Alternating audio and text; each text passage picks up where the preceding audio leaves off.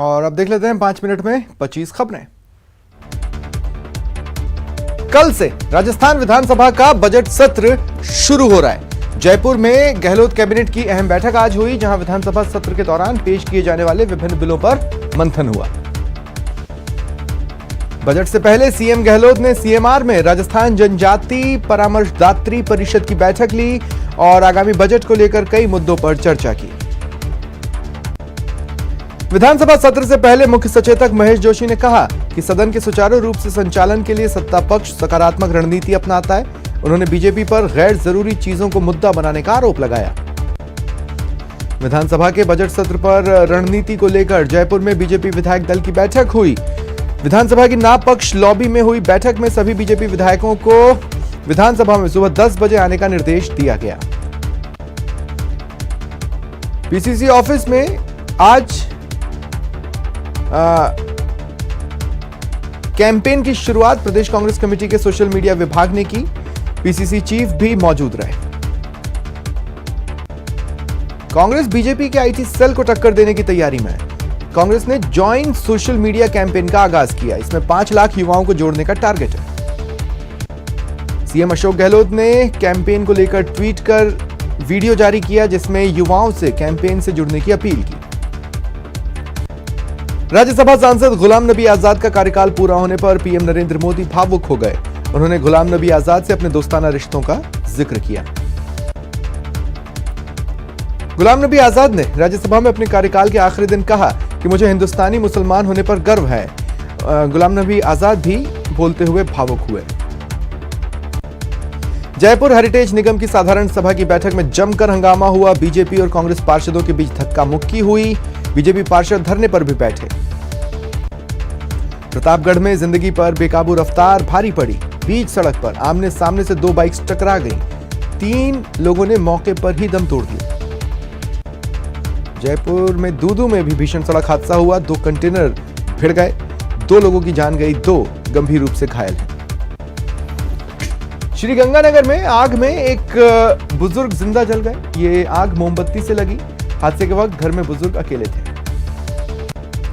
बारां के चौमुखा बाजार के 2 मंजिला मकान में आग लग गई। तंग गलियों में लगी आग से हड़कंप मचा। रेस्क्यू शुरू होने में भी देर लगी। कड़ी मशक्कत के बाद पाइप जोड़कर दमकल की मदद से आग पर काबू पाया गया। जोधपुर जिले के भानगढ़ इलाके में भारतमाला प्रोजेक्ट के केमिकल प्लांट में अचानक आग लग गई। देखते ही देखते इसने विकराल रूप ले लिया। प्लांट में अफरा तफरी रही। उदयपुर में निगम पार्किंग में खड़ी एक कार में आग लग गई। अफरा तफरी का माहौल रहा। फायर ब्रिगेड ने आग पर काबू पाया। जोधपुर के एमडीएम में एक कर्मचारी ने जमकर जाम छलकाए। न्यूज 18 पर खबर दिखाए जाने के बाद प्रशासन हरकत में आया। कर्मचारी को एपीओ कर जांच के आदेश हुए। दौसा जिला अस्पताल में प्रसूता की मौत के बाद परिजनों ने जमकर हंगामा किया। परिजनों ने डॉक्टरों पर लापरवाही का आरोप लगाया। दौसा में सिकराय उपखंड के राजकीय उच्च माध्यमिक विद्यालय गढ़ में प्रिंसिपल तबादला मामले में छात्रों का गुस्सा फूटा। छात्रों ने स्कूल के गेट पर ताला जड़ प्रदर्शन किया। कोटा के दादाबाड़ी थाना इलाके से चोरों ने एक मोटरसाइकिल चुरा ली। वारदात सीसीटीवी में कैद हुई। मोटरसाइकिल मालिक मोहम्मद इमरान लाडपुरा कीरो की मस्जिद के पास रहने वाले हैं। अलवर के चौपान के इलाके में जम्मू कश्मीर के युवक से नकली सोने के बिस्किट देकर ठगी का सनसनीखेज मामला सामने आया। पुलिस ने 3 ठगों में से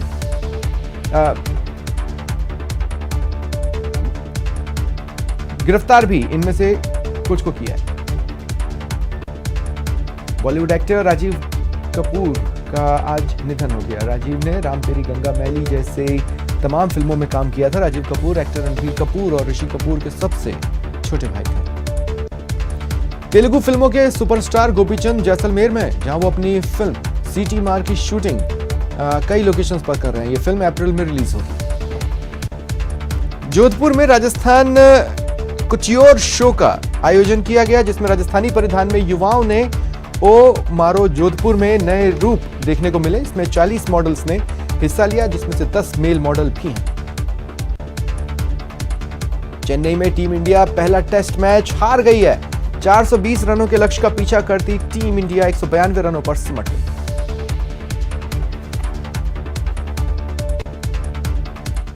खबर भरतपुर से है। सीएम के नाम कलेक्टर को ज्ञापन सौंपकर कुछ लोगों ने सामूहिक इच्छा मृत्यु की मांग की है। आखिर कौन है ये लोग और क्यों मांग रहे हैं इच्छा मृत्यु, देखिए ये रिपोर्ट। प्रमोशन को लेकर आरडीएस अधिकारियों की मांग, ज्ञापन सौंपकर मांगी सामूहिक इच्छा मृत्यु। ज्ञापन, प्रमोशन और इच्छा मृत्यु। हमारी मांग है कि हमारी पदोन्नति की प्रक्रिया को सरकार पूर्ण करे, ये हमारा जायज़ हक है। और यदि सरकार ऐसा नहीं करती है तो हमने फिर, चूंकि हमारा मान सम्मान और स्वाभिमान भी नहीं बचा, तो फिर हमने सामूहिक इच्छा मृत्यु की मांग की। भरतपुर जिला कलेक्टर के चैम्बर में खड़े होकर ज्ञापन सौंप रहे ये सभी लोग ग्रामीण विकास सेवा परिषद के ऑफिसर हैं। इन्होंने सीएम के नाम कलेक्टर को ज्ञापन सौंपकर प्रमोशन की मांग की है और प्रमोशन नहीं मिलने पर सामूहिक इच्छा मृत्यु की मांग की है।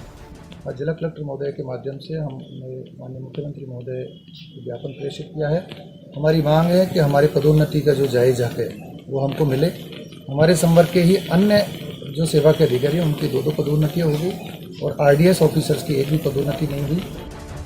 आरडीएक्स ऑफिसरों की ओर से सौंपे गए ज्ञापन के मुताबिक 1 मई 2020 को राजस्थान ग्रामीण विकास सेवा के नियमों में संशोधन भी किया गया, लेकिन अभी तक सेवा काडर निर्धारित किया नहीं गया।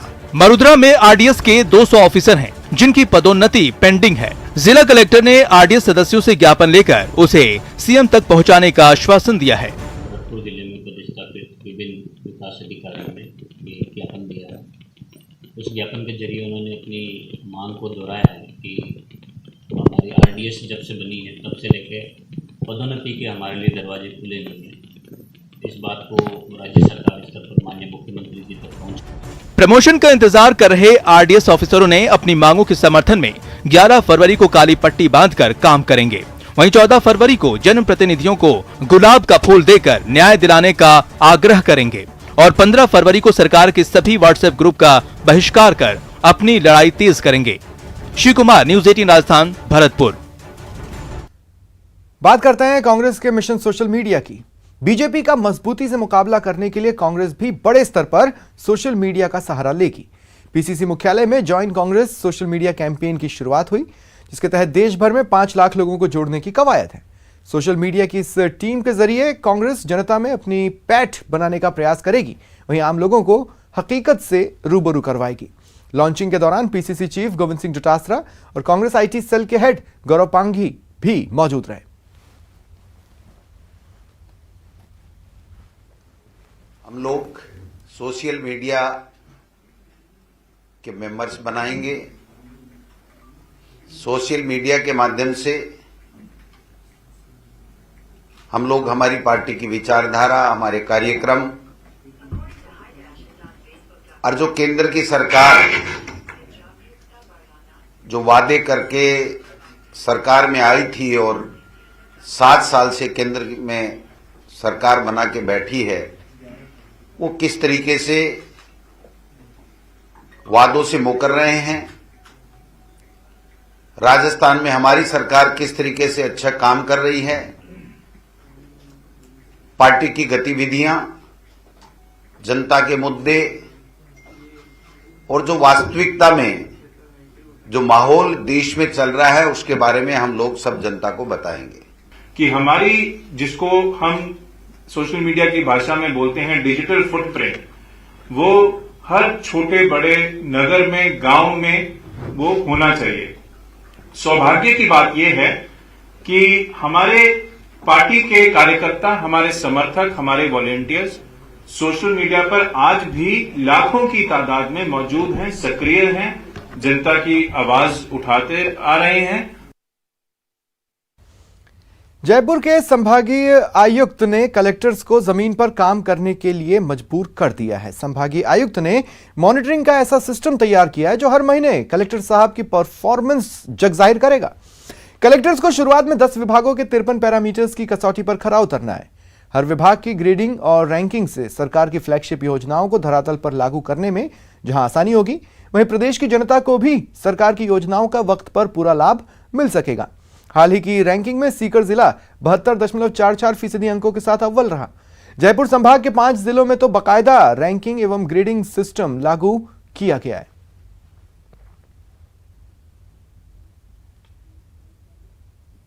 सेंटर्स पर प्रत्येक जिले को, और उसके बाद हमारा योजना ये है कि उपखंड स्तर तक या ब्लॉक स्तर तक इसकी मॉनिटरिंग की जाएगी, जिससे प्रभावी मॉनिटरिंग होगी और इससे अधिकारियों में आपस में एक स्वस्थ प्रतिस्पर्धा होगी। उनको बहुत क्लैरिटी रहेगी, गोल्स की क्लैरिटी रहेगी कि उनको क्या क्या लक्ष्य हैं, उनको क्या कार्य करना है। और मैं समझता हूँ कि अधिक से अधिक अधिकारी ये चाहेंगे कि उनकी जो ग्रेड्स हों वो अच्छी हों और जो उनकी रैंक्स अच्छी आएँ। इससे एक जो एक हेल्दी कंपटीशन होगा, उससे जो आमजन के जो वर्क्स का जो डिस्पोजल है उसमें बहुत गति आएगी। निश्चित रूप से यदि वो इस प्रकार के डिस्ट्रिक्ट कलेक्टर्स के बीच में एक स्वस्थ प्रतिस्पर्धा करवाना चाहते हैं तो ये एक अच्छी बात है। और मैं समझता हूँ कि प्रत्येक जिला कलेक्टर से लेकर उपखंड अधिकारी तक को लोगों के प्रति अपने कर्तव्य को निभाना चाहिए और अधिक से अधिक लोगों को इसमें रिलीफ दी जानी चाहिए। और चलिए बात करते हैं सलमान खान की, जिनको आज माफी मांगनी पड़ी। साथ ही उन्होंने माना कि उनसे गलती से मिस्टेक हो गई है। निकल गई दबंग खान की दबंगई। भाईजान को 18 साल बाद गलती का हुआ एहसास। कोर्ट में चुलबुल पांडे ने मांगी माफी। हमसे भूल हो गई, हमका माफी दई दो। जी हां, कमिटमेंट कर अपनी भी नहीं सुनने वाले सलमान खान हाथ जोड़ रहे हैं, अपनी गलती मान रहे हैं और कह रहे हैं हमसे भूल हो गई, हमका माफी दई दो। दरअसल कांकड़ी हिरण शिकार केस का जिन सलमान का पीछा नहीं छोड़ रहा है। इसी मामले में आज सुनवाई थी। सुनवाई के दौरान जोधपुर जिला एवं सत्र कोर्ट में सलमान की तरफ से कहा गया कि 8 अगस्त 2003 में गलती से शपथ पत्र पेश कर दिया गया। वकील ने दलील दी कि सलमान व्यस्त थे इसलिए भूल गए थे। ऐसे में सलमान को माफ कर इस मामले से बरी कर दिया जाए। बॉलीवुड के भाईजान को 18 साल बाद अपनी गलती का एहसास हुआ, जिसके बाद उन्होंने कोर्ट से माफी मांगी है। अब जरा पूरा मामला भी जान लीजिए। 1998 में 2 काले हिरण शिकार मामले में सलमान को गिरफ्तार किया गया था। तब कोर्ट ने सलमान से हथियारों का लाइसेंस मांगा था। इस पर सलमान ने 2003 में कोर्ट में हलफनामा देकर बताया था कि उनका हथियार लाइसेंस कहीं खो गया है। इस बाबत मुंबई के बांद्रा पुलिस थाने में दर्ज कराई गई एफआईआर की कॉपी भी पेश की गई थी। इसके बाद कोर्ट को पता चला कि सलमान का आर्म्स लाइसेंस कहीं गुम नहीं हुआ था, बल्कि लाइसेंस के नवीनीकरण के लिए हथियार लाइसेंस नवीनीकरण शाखा में पेश किया था। इसके बाद तत्कालीन लोक अभियोजक भवानी सिंह भाटी ने कोर्ट में अर्जी पेश कर कोर्ट में मांग की थी कि सलमान के खिलाफ कोर्ट को गुमराह करने का केस दर्ज किया जाए, जिसके बाद सलमान खान ने कोर्ट से माफी मांगी है और साथ में उनके वकील ने दलील दी कि अति व्यस्त होने के कारण सलमान भूल गए कि उन्होंने लाइसेंस रेवेन्यू करने के लिए दिया था। वैसे इस मामले में दोनों पक्षों की बहस पूरी हो चुकी है। कोर्ट 11 फरवरी को अपना फैसला सुनाएगा। जोधपुर से चंद्रशेखर व्यास की रिपोर्ट। कोचिंग सिटी कोटा से हवाई सेवा शुरू करने और नए एयरपोर्ट बनाने को लेकर पिछले 2 दशक से सियासत जारी है, लेकिन अब बहुत जल्द कोटा के लोगों का आसमान के जरिए सफर करने का सपना पूरा होगा। कोटा से शुरू होगी नियमित हवाई सेवा। आसमान में उड़ान भरने का सपना होगा पूरा। एयरपोर्ट निर्माण पर थमेगी सियासत। हवाई सेवा का सपना नहीं रहेगा अधूरा। तो कल जारी कर दिया भैया लेटर, सिविल एविएशन को कल लेटर लिख दिया गवर्नमेंट ऑफ राजस्थान ने, बाकायदा जीएडी सेक्रेटरी ने कहा आइए टीम भेज दीजिए और ले लीजिए कब्जा। कोचिंग सिटी वासियों की 30 साल पुरानी मांग पूरी होने वाली है। अब शहर के लोग पूरे देश से हवाई सेवा के जरिए जुड़ जाएंगे। कोटा से उड़ान भरकर अपने गंतव्य तक पहुंचने का लोगों का सपना बहुत जल्द पूरा होगा, क्योंकि राजस्थान सरकार ने केंद्र सरकार को एयरपोर्ट के लिए जमीन आवंटन की स्वीकृति से संबंधित पत्र भेज दिया है। हालांकि राज्य सरकार को एयरपोर्ट निर्माण के लिए केंद्र की ओर से आवंटित बजट की चिंता है, लेकिन राज्य सरकार ने बजट आवंटन का मामला केंद्र के हिस्से छोड़ दिया है। बजट कहाँ है बताओ तो सही, बजट में कितना पैसा मंजूर किया है एयरपोर्ट के लिए। खैर वो आपका हेडेक है, वो सेंट्रल गवर्नमेंट का हेडेक है, हमें उससे मतलब नहीं। हमें तो जमीन चाहिए, उनको कल ही कब्जा लो। वहीं दूसरी बार कोटा से सांसद बने लोकसभा स्पीकर ओम बिड़ला भी शहर से हवाई सेवा शुरू करवाने में लगे हुए हैं। वे लगातार एयरपोर्ट अथॉरिटी ऑफ इंडिया के अलावा सिविल एविएशन मिनिस्ट्री से संपर्क में हैं। उन्हें बहुत जल्द कोटा से हवाई सेवा शुरू होने की उम्मीद है। कोटा के अंदर रोड कनेक्टिविटी बेटर है।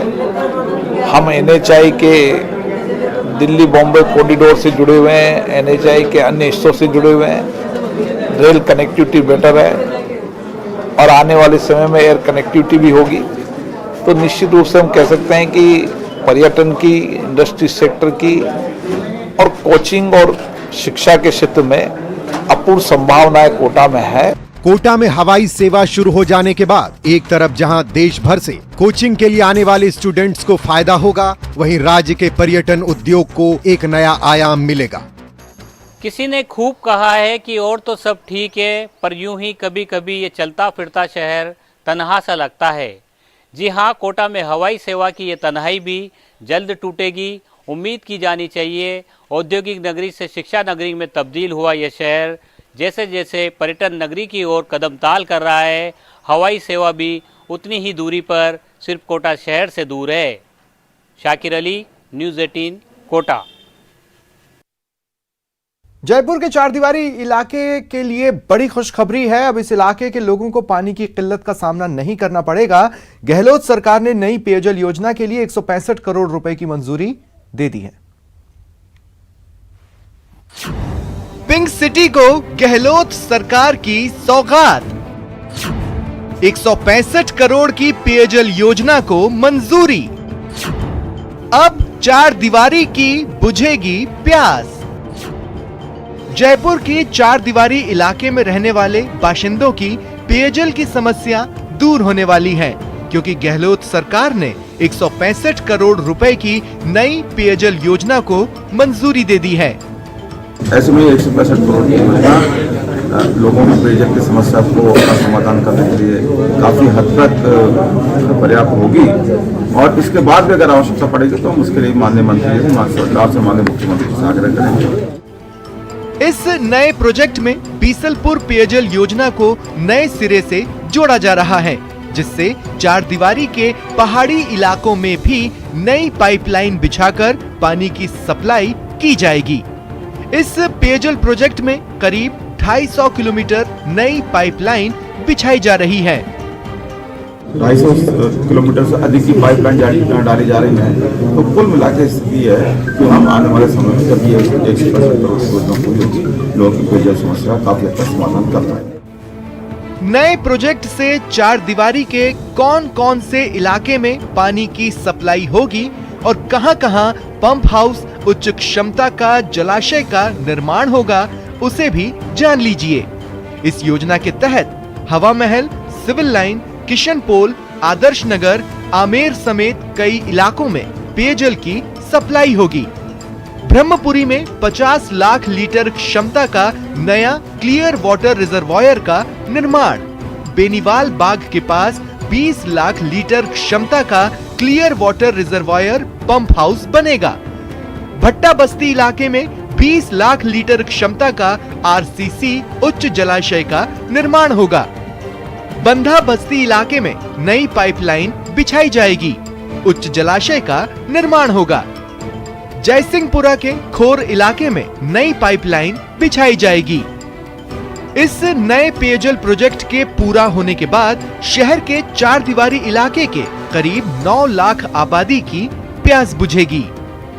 न्यूज़ 18 राजस्थान के लिए जयपुर से राकेश शर्मा की रिपोर्ट। बेरोजगारों के लिए अच्छी खबर है। जल्द ही प्रदेश के कई शहरों में 5000 नए डेयरी बूथ खोले जाएंगे। स्वायत्त शासन विभाग ने नए डेयरी बूथ खोलने की राह में आ रही अड़चन को दूर करने के लिए नए नियम जारी कर दिए हैं। जल्द खुलेंगे 5000 डेयरी बूथ। नए नियमों से बूथ खोलने की बाधा होगी दूर। प्रदेश के कई शहरों में जल्द 5000 डेयरी बूथ खुलेंगे। इससे युवाओं को रोजगार का मौका मिलेगा, क्योंकि नए डेयरी बूथ खोलने में आ रही बाधा को दूर कर लिया गया है। दरअसल पिछले बजट में सीएम गहलोत ने 5000 नए डेयरी बूथ के आवंटन की घोषणा की थी, लेकिन लैंड यूज चेंज और फुटपाथ पर अतिक्रमण जैसे मामले में हाईकोर्ट के आदेश की वजह से नए डेयरी बूथ का आवंटन अटका हुआ था। इसको लेकर यूडीएच मंत्री ने अधिकारियों के साथ बैठक कर नए नियम जारी करने का ऐलान किया, जिससे बूथ खोलने की बाधा दूर हो सके। आइए अब आपको बताते हैं कि यूडीएच डिपार्टमेंट ने डेयरी बूथ खोलने के लिए क्या नए नियम जारी किए हैं। नए नियम के मुताबिक किसी भी तरह की जमीन पर अब डेयरी बूथ खोले जा सकेंगे। सड़क के किनारे फुटपाथ पर भी डेयरी बूथ खोलने को मंजूरी दी गई है।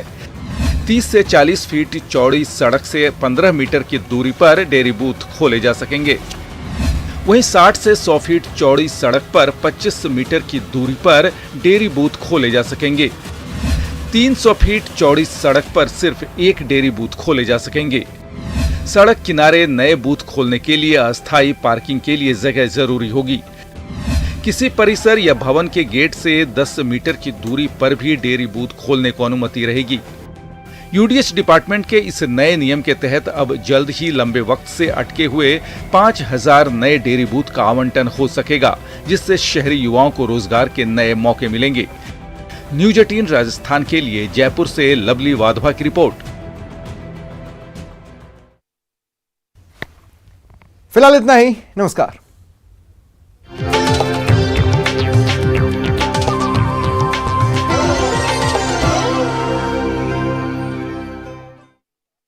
This news is